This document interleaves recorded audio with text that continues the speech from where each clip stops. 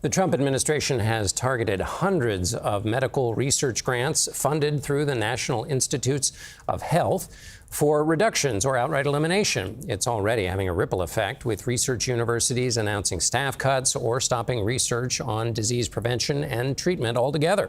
CBS's medical contributor Celine Gounder, who's also an editor-at-large at KFF Health News, joins us for tonight's interview. Doctor, it's good to be with you again.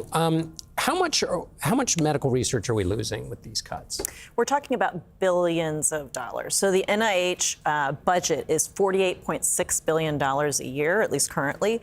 And based on what we've already seen announced, with more to come, we're talking about billions of dollars in cuts. So this is significant. And is it spread over how many? I mean, is it quite a number of different kinds of grants and programs?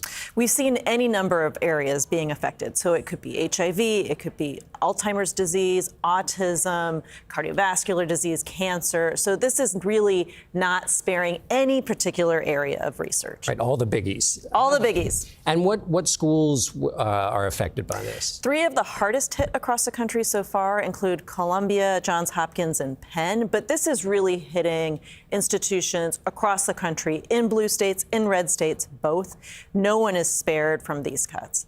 At Columbia in particular, they are looking at $400 million in cuts. There's been some negotiations. We'll see, what Columbia decides to do. And there's many who are concerned about academic freedoms, free speech rights, et cetera. But some of what we're looking at in Columbia in particular are cuts to their Alzheimer's disease program, which is one of the strongest in the country in that area, cuts to their cancer center, as well as cuts to their HIV program. And again, Columbia is one of the top institutions in all 3 of those areas. And we're talking here about the future. I mean, this is the cutting edge future of medicine. We're talking about these kinds of studies, right? I mean, this is where America had such a lead in the world. Well, there's an interesting history to that. Actually, right after World War II, there was an advisor to the president at the time, Vannevar Bush, who came out with this report saying, we need to put all this money into medical research, other kinds of scientific research, because that is going to be the engine for our economy. And it worked tremendously well. I mean, look at all the things that came out of that, not just in terms of biomedical research, but physics and engineering that led to the internet. I mean, this has really been what set the United States apart, and we are dismantling that infrastructure now.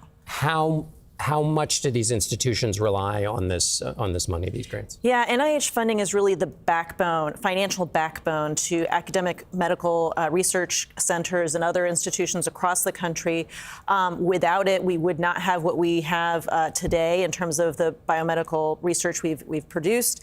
We're looking at 40 to 60% of major academic medical centers relying on, 40 to 60% of their budgets is coming from NIH funding. So, this is a huge, they're highly dependent, and that also makes them very vulnerable.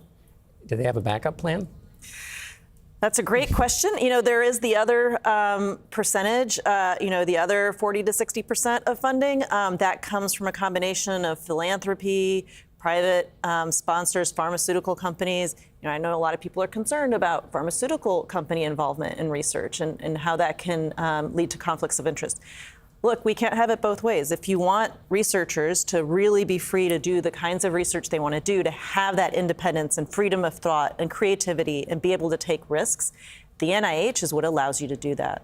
So what you're saying is otherwise it would go into private and then you'd be dependent on the companies themselves for this research. Dependent on the companies to fund it, dependent on philanthropy. Very often philanthropy has their own agenda. So it might be, I had a family member who had this disease, so I want to put money into that. It's not necessarily spread out in a way that has any relationship to what people in the public are really suffering from.